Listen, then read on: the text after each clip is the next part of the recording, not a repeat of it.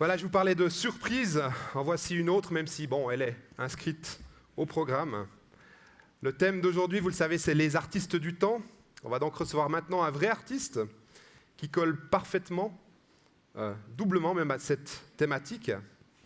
Il y a plusieurs décennies, la personne qu'on va entendre maintenant s'est lancée dans un projet un peu fou, un projet au long cours, tout autour du monde.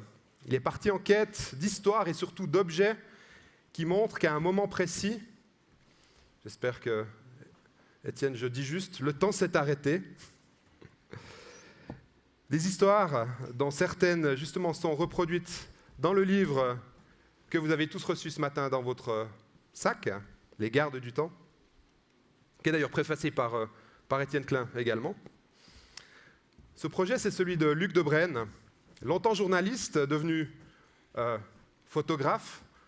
Il a aussi été directeur du musée suisse de l'appareil photographique à Vevey, un poste qu'il a remis l'année passée.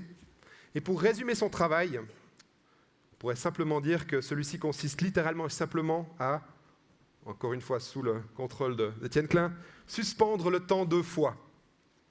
Il rentre tout juste de Chine où il a présenté son travail à Watches and Wonders Shanghai. Et il va maintenant nous expliquer ce qu'il a fait et comment. J'ai le plaisir d'avoir avec nous sur scène Luc Debrenne.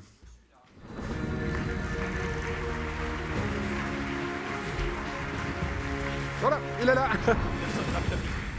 Ouais. Son micro ne marche pas. Est-ce qu'il va marcher? Allô? C'est bon. Ouais, merci. Oui, c'est presque, excusez-moi, vous faire injure de parler de montres qui ne fonctionnent plus, qui ne tournent plus rond, au point de s'être arrêtées. Et c'est une idée qui m'est venue il y a longtemps maintenant, à l'approche de l'année 2000, où je travaillais dans le bien nommé journal Le Temps, et on s'interrogeait sur le grand bug qui allait arriver, sur comment fonctionnaient les calendriers, quand allait commencer le 21e siècle. Et j'ai eu envie d'avoir un projet plus personnel. L'envie d'essayer de discerner comment se montre le temps. Une montre, elle porte bien son nom, elle donne une image. Étienne l'a expliqué et réexpliqué, on ne perçoit que les avatars du temps. Et un de ces avatars, je le crois, c'est une représentation. Puisqu'on ne peut pas avoir la présentation du temps, on peut peut-être, avec ces représentations, dont la montre, ou bien The Watch, regardez, nous donne quelques suggestions. J'ai eu l'idée un peu folle d'aller autour du monde photographier, documenter, écrire sur des horloges d'histoire qui se sont arrêtées à un moment fatidique.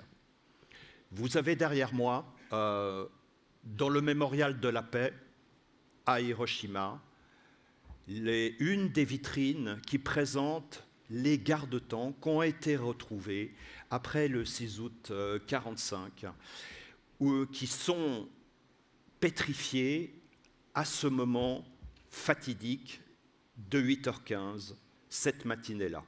Ce sont certainement dans ce musée les objets qui fascinent le plus, parce qu'ils sont limpides, ils sont simples et ils ont une force de conviction émotionnelle qui est vraiment très forte. Lorsque Étienne nous a fait sa formidable présentation ce matin, vous aviez une autre image qui est elle aussi parlante. Cette petite montre à gousset que j'ai retrouvée à Uster, près de Zurich, qui appartenait à un jeune agriculteur zurichois qui était parti sur le Titanic. Il n'est malheureusement pas arrivé à bon port, mais on a retrouvé ses affaires personnelles, dont sa montre à gousset, qui était une montre très bon marché et qui s'était arrêtée au contact de l'eau froide dans cette nuit du 14 au 15 avril 1912.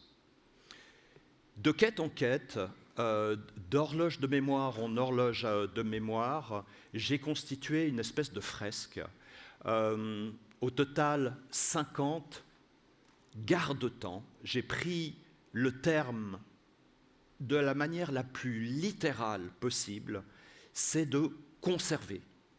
Une montre est aussi un instrument de conservation du temps, mais le garde-temps était vraiment l'expression explicite.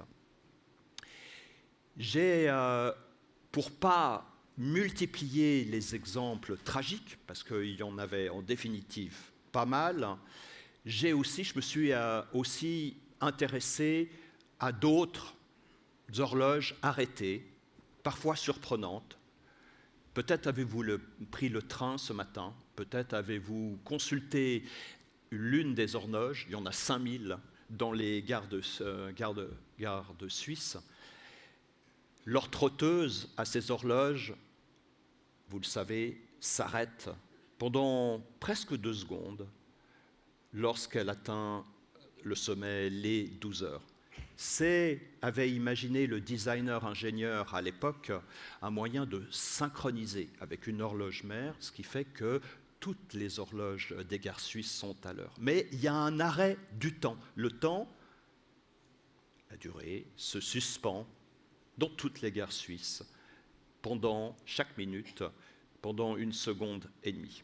C'est toujours en Suisse, à Berne, la grande horloge qui est à l'extérieur du stade du Wankdorf, qui est arrêtée sur une heure étrange, 8h15, parce qu'elle commémore ce qu'on appelle le miracle de Berne.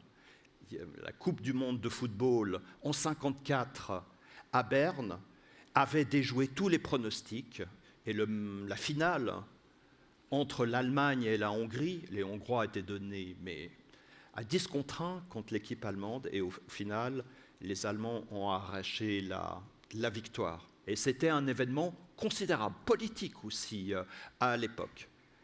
Un événement tel que cette grande horloge qui était sur la tour du Wankdorf, l'ancien, elle a été conservée. Et elle est toujours là à témoigner. Parce qu'en définitive, ces horloges que l'on garde dans des musées, dans l'espace public, sur des bâtiments, chez des particuliers, ce sont des passeurs de mémoire. Elles nous soufflent, toutes ces horloges. N'oubliez pas ce qui s'est passé de tragique, de formidable, et elles sont en quelque sorte des talismans que l'on garde précieusement. Mais j'ai utilisé une technique, une machine, qui en définitive fait un petit peu la même chose.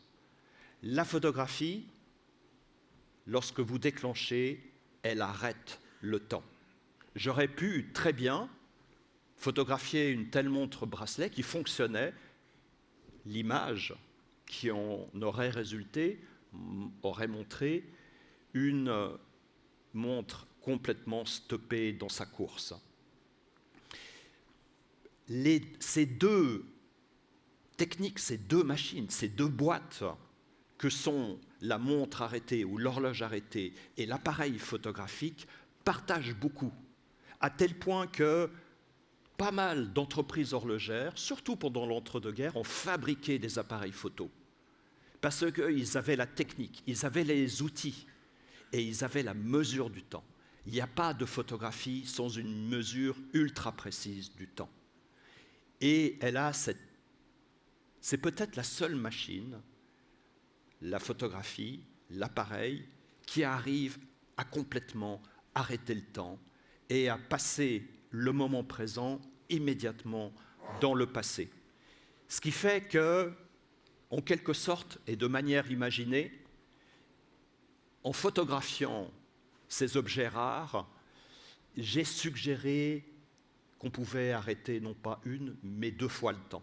C'est une illusion, bien sûr, parce que ces objets, le temps fait son œuvre aussi, ils se fragilisent, ils prennent la poussière, ils sont en quelque sorte aussi temporels que nous le sommes, mais en utilisant ces 2 écritures, la photographie et puis l'écriture avec les mots, j'ai essayé de raconter cette histoire qui est aussi un hommage à la valeur émotionnelle de l'horlogerie, à ce qu'on fait de ces objets, à ce qu'ils savent faire aussi.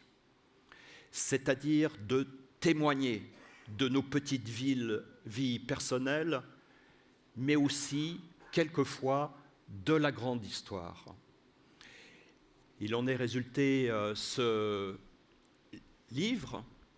Heureusement, je ne suis pas physicien, je suis un béotien en matière de concept du temps, même si ça fait plus de 20 ans que je m'y intéresse, et d'avoir l'aide d'un Étienne Klein, quand de proche en proche, on avance dans une telle aventure, ça a été extrêmement précieux.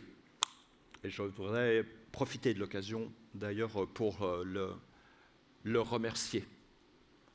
Est-ce qu'on est bon, du point de vue timing? Je suis une capsule à moi tout seul, donc j'avais droit à 8 minutes, et vous avez fait 8 minutes, c'est parfait. Bon, d'accord. Merci beaucoup, Luc Devraine. Merci.